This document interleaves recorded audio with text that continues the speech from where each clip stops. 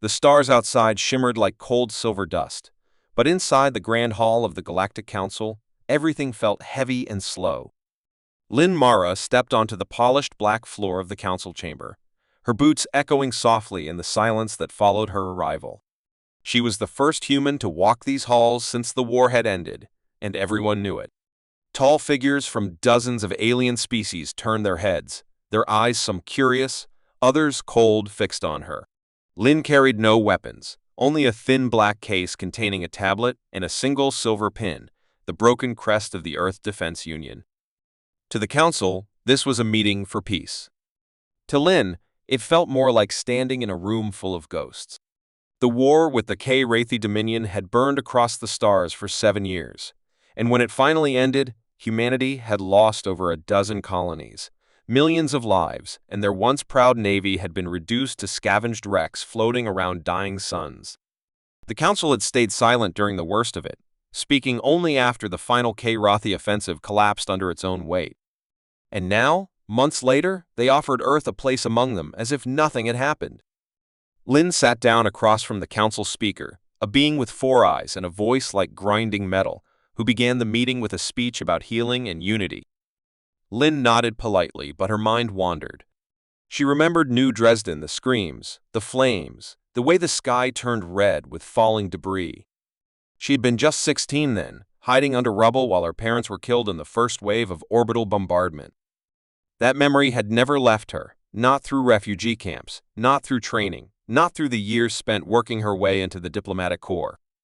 Now she was here, in the heart of the same system that had watched her world burn and said nothing. As the meeting continued, each representative offered soft apologies, carefully avoiding the word blame. They spoke of misunderstandings, tragic accidents, and complex politics. Not one of them used the word invasion. Not one said massacre. And Lin said nothing, only listened, only observed. She watched the way they tried to wrap guilt in formal language, how they offered promises of support and cooperation like someone tossing bandages onto a battlefield full of the dead. They were not cruel. In fact, they were warm, smiling, eager to move forward. But that was the problem. They wanted to forget, and humanity hadn't come here to forget. As the meeting drew to a close, the speaker smiled and asked if Lin had anything to say. She stood, calm and poised, and gave a short speech thanking the Council for their invitation. She said she would return to her ship and deliver their proposal to Earth's Provisional Assembly.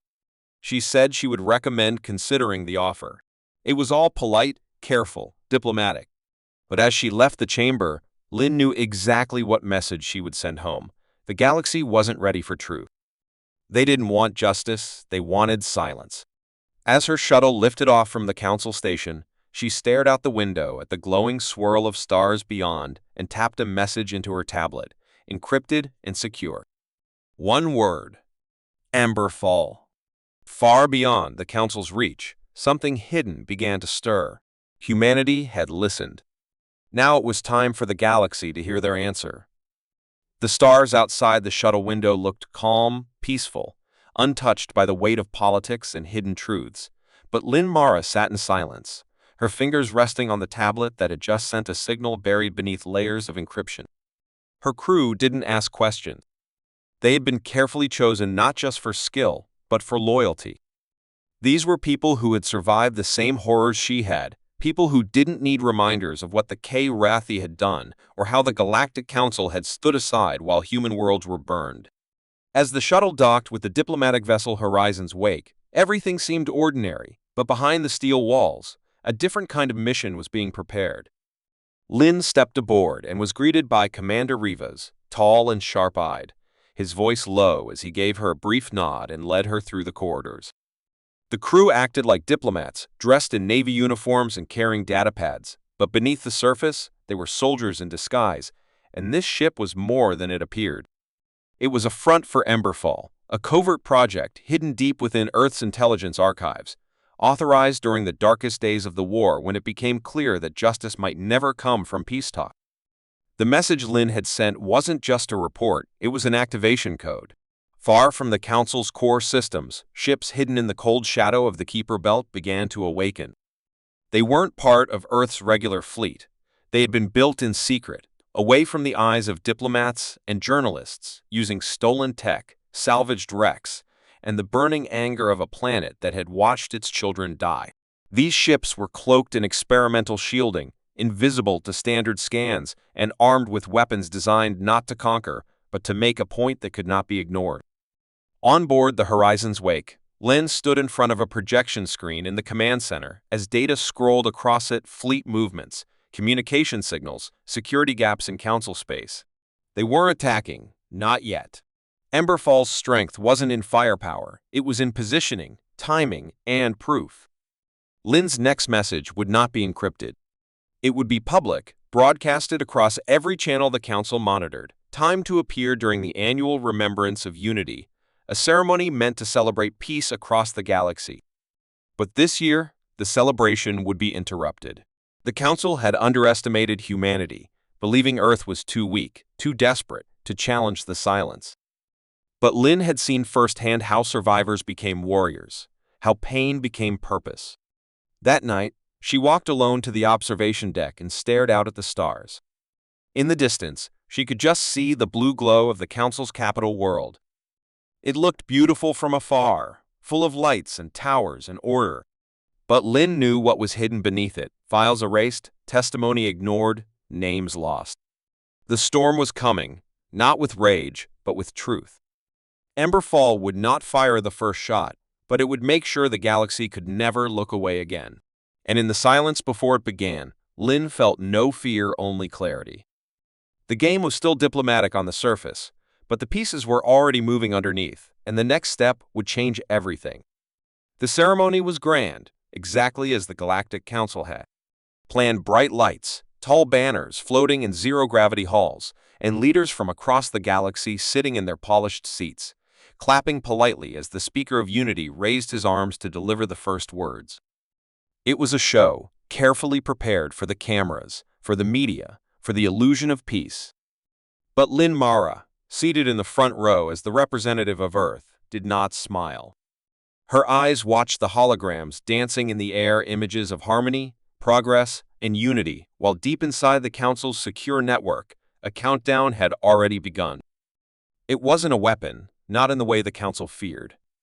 It was information, pure, undeniable, and impossible to ignore. As the speaker spoke about the bravery of all species who fought for peace, the feed cut without warning. The lights flickered. The banners froze mid-float. Then the air shimmered with a new hologram, one the Council had not approved. A single logo appeared, the cracked crest of the Earth Defense Union, with a flame behind it, the symbol of Project Emberfall. The crowd shifted in confusion, unsure if this was part of the ceremony. But Lynn did not move. The hologram changed, and suddenly the chamber was filled with sound: voices, screams, cries for help. It was footage from New Dresden, Jericho 7, and other lost colonies, uncut, raw, and timestamped. Civilian transports being destroyed. Medical ships ignored as they sent distress calls. Crothy soldiers walking through rubble while council drones hovered nearby, recording but never interfering. The truth hit harder than any weapon could have.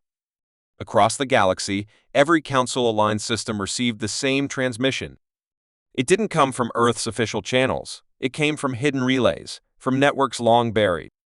For the first time, ordinary citizens saw what had been hidden under political language and treaty documents. And as the footage ended, a single voice spoke: Lynn's voice, calm and clear, but sharp as steel. This is not an act of war. This is a mirror. We were asked to move on, to forgive, to join your table. But you never asked for forgiveness. You only asked for silence. The chamber erupted. Delegates shouted. Some demanded an immediate investigation, while others stood in shock, unable to look away from the final image: a child in a burnt-out colony shelter, clutching a tattered Earth flag, eyes wide with fear. Lynn stood up slowly. She didn't need guards. No one stopped her. They didn't know what to do. The mask of peace had cracked, and behind it was the face of quiet betrayal. As she walked out of the chamber, reporters and envoys followed her with questions, but she ignored them. Outside, The horizon's wake waited, its engines already powered. She looked once more at the stars above the Council world, then boarded the ship, her message complete. But Emberfall wasn't done. Back in the shadows of space, the hidden fleets moved into position not to strike, but to be seen. Silent ships, floating like ghosts, now visible to Council sensors for the first time. They weren't blockading, and they weren't firing. They were watching, waiting, reminding the galaxy that humanity had not forgotten. And as panic spread across the Council's communications, Lynn sat in her quarters and watched the stars. For so long, humans had fought to survive, to be heard, to prove they belonged. Now they didn't ask. They showed. And the galaxy would have to decide whether to listen or to keep pretending. But either way, the mask had dropped, and nothing could hide the truth again. The silence that followed the broadcast was not peaceful. It was the silence of breath held, of alarms about to sound, of leaders unsure whether to speak or hide. Across the galaxy, screens still glowed with the final image from Lin Mara's transmission, and while the Council scrambled behind closed doors, billions of citizens on hundreds of worlds stared in disbelief, struggling to understand how the truth had been buried for so long. Riots broke out on planets where the footage struck a nerve species who had trusted the Council, who had sent aid to the wrong hands, now felt betrayed. And from the cold shadows of deep space, the Emberfall fleets drifted slowly into visible range, one by one, never threatening, just existing where they should not have existed on the edge of powerful systems, beside Council listening stations, near trade routes once thought secure. They did not fire, but they didn't hide anymore, and that quiet presence became louder than any speech. Lin Mara sat alone in the horizon's wake, not triumphant. Her mission was not revenge, it was awakening. She knew the Council would react, maybe even retaliate in small ways, but she also knew that the real power now lay with the people watching from their homes, from underground stations, from orbital cities that had long accepted the lies as truth. Inside the ship's strategy room, real-time feeds poured in, messages of support from quiet resistance groups, testimonies from alien whistleblowers, secret files leaked by lower-ranking diplomats who could no longer stay silent. The truth had started a wave, and it was spreading faster than the Council could control. Even within the Council itself, cracks began to form. Representatives from smaller species demanded investigations, apologies, and reform. Some called emergency meetings, others refused to show up at all. A few even reached out to Lin in secret, not as enemies, but as allies. And though she remained cautious, Lin replied to them with careful honesty, offering cooperation but without compromise. Back on Earth, the Provisional Assembly released a quiet statement not denying Emberfall, but confirming it. They called it a defensive truth initiative, and they made it clear humanity would no longer rely on others to protect its memory. Meanwhile, the K-Wraithy Dominion, exposed and furious, declared the footage was manipulated, a trick, but they could not explain away the timestamps, the survivors' names, or the consistency across multiple sources. And worse for them, some K-Wraithy citizens began to question their own leaders, demanding accountability after years of propaganda. The echoes of Emberfall were not limited to war crimes. They reached into hidden deals, secret votes, Council decisions that had shaped the lives of trillions without consent.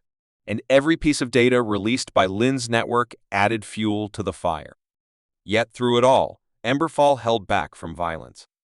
The fleets simply hovered, transmitting open records, showing restraint, forcing the galaxy to confront its shame without offering an excuse to respond with weapons. This confused the Council more than anything. They had expected fury, missiles, ultimatums. Instead, they faced something more dangerous, calm truth paired with silent strength. A quiet pressure that could not be stopped by diplomacy or denial. And in that pressure, some began to listen. Lin met with 3 Council members in a secure virtual channel, all from neutral species, each one cautious but curious.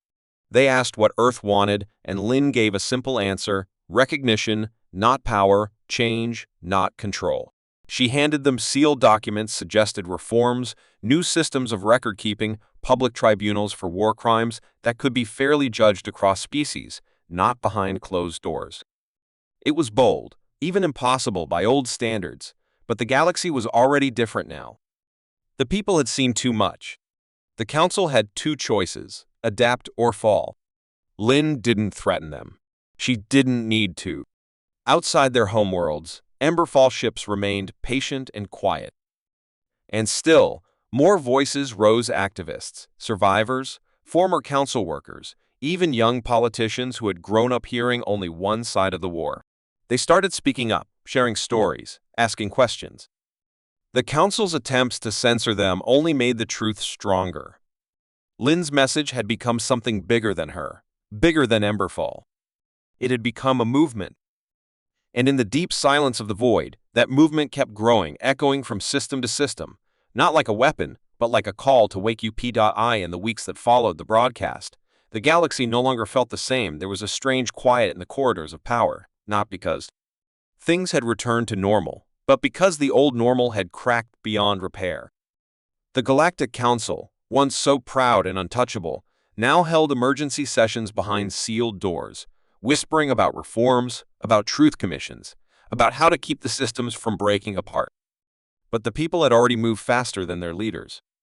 On backwater planets and shining capital worlds, on mining colonies and drifting research stations, civilians had taken the truth into their own hands, forming unity circles, survivor forums, and independent justice groups, aliens and humans sitting together not as enemies or strangers, but as witnesses who had finally seen the same wound. Lynn Mara, watching this unfold from the horizon's wake, no longer felt like the lonely diplomat she once was. She had become a symbol, though she never asked for it, a reminder that silence only protects the guilty and that peace, real peace, cannot be built on hidden bones. She stood now before the Reformed Council chamber, not in protest, but by invitation. The hall looked different. Gone were the glowing banners and polished speeches. In their place were open seats for neutral observers, real-time feeds from across the galaxy, and a tribunal bench, where representatives from both human and alien communities would review documented war crimes with no protection from rank or title. Lynn didn't speak long. She didn't need to. Her words were steady, shaped by all that had come before. She thanked those who had listened, forgave those who had found the courage to change, and warned those who still thought truth could be buried again. And when she stepped down, there was no applause, only silence, deep and respectful, the kind that comes not from power, but from understanding. Outside the council world, the Emberfall fleet had already begun to retreat, one ship at a time. Their mission had never been invasion, it was visibility, presence, the quiet reminder that humanity would never again be forgotten. The last to leave was the horizon's wake, and Lynn stood on the bridge as stars shifted around them, her eyes on the future, not the past. Across the galaxy, voices once silenced now led healing, and former enemies planted memorials on shared soil, not to erase history, but to honor it. The K-Wrathi, too, had changed not all, but many, opening their archives to the tribunal, exposing the chain of lies that had bound their people for generations. There were trials, some painful, some redemptive. There were pardons and punishments. And through it all, there was something new: transparency, painful but cleansing.